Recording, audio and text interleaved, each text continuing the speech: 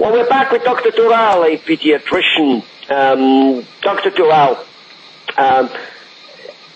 first of all, are you guys ever sleeping? Because, you're telling me so often that parents should simply not hesitate to call their pediatrician when a problem slightly persists. And some problems are only hours in persisting, such as vomiting, which we're going to talk in a minute.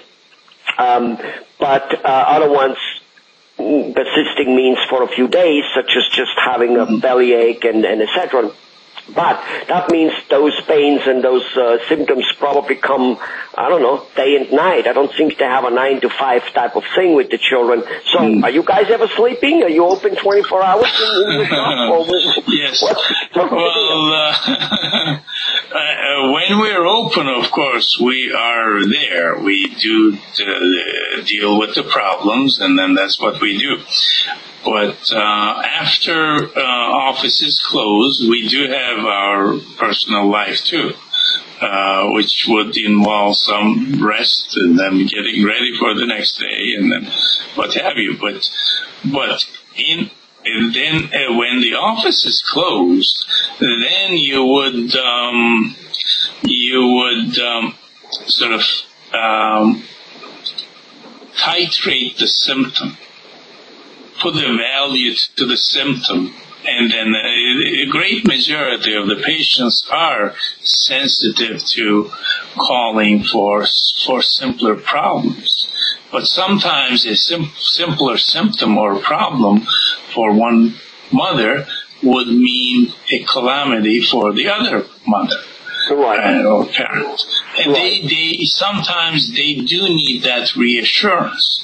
And that is, you cannot sort of teach a parent or all the parents as to how to be calm and then what to do in a given situation. And then therefore there's variation of the calls, nature of calls. Some are very sensitive, as I said. They would only call the doctor what's truly necessary, and then after our call. Usually I assume those are the parents who, for one reason or another one, have a little more experience with children and know a little more what is what in terms of like acute problem, like whoa, this needs to be handled now.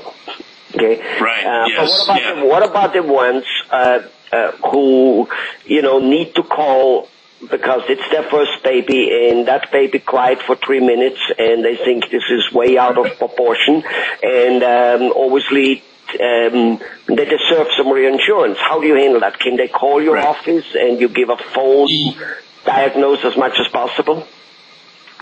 Right. What they do is they always have a support around themselves, like they would have a new mother would have a mother herself within their reach, or a support person, like a person who has prior experience in handling a newborn, and then that would be their first contact. And then sometimes, of course, the symptom exceeds those kind of reassurances, and then they do call the doctor, and we are available 24 hours a day. We are like through answering service, and then they contact us, and then we take each contact, phone contact or face-to-face contact, as an opportunity to educate them as to what is important, what are the signs that would make one situation more important than the other. Not every cry, of course, every baby cries, but not every cry is a sign of something great danger. What we try to teach them or tell them to pay attention to is in time, they would learn the baby's cry to be the ones that are associated with the dirty diaper, like when they need to be changed, or the cry that is for hunger cry, the cry that is for in pain cry. When the baby is in pain, then they try those things they do. As they gain a little experience, they check on those things quickly, like they check the diaper to see if it is soiled. Maybe it's just a cry for attention, right? That is some babies do that to their parents, and sometimes those parents did that to their parents, and that's a payback. So, yes, some babies are more. I'm glad to hear here, and I think that's very reassuring. And I'm sure that many pediatricians operate that way. But it's definitely glad to hear that you for sure do that. So patients, meaning the parents of a patient, can call, and you will then, get that thing over the phone, get that answer over the phone, and in most cases you can reassure them that it is okay till next day, and if for some reason you obviously have a feeling it isn't, you will take the appropriate next step and tell the parent what to do and where to go. And stuff like that.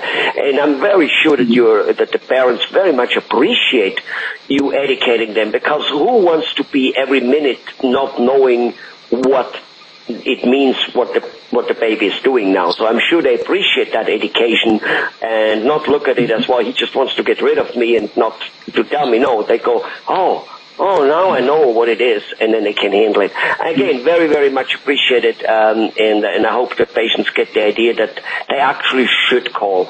Well, maybe to a certain degree, as more as they call at the beginning, as faster they get educated by you, and then as a better life they have for the next few years, because they know. Right. They got exactly. the education. Right. Yeah, wonderful. Thanks a lot, Dr. Tural.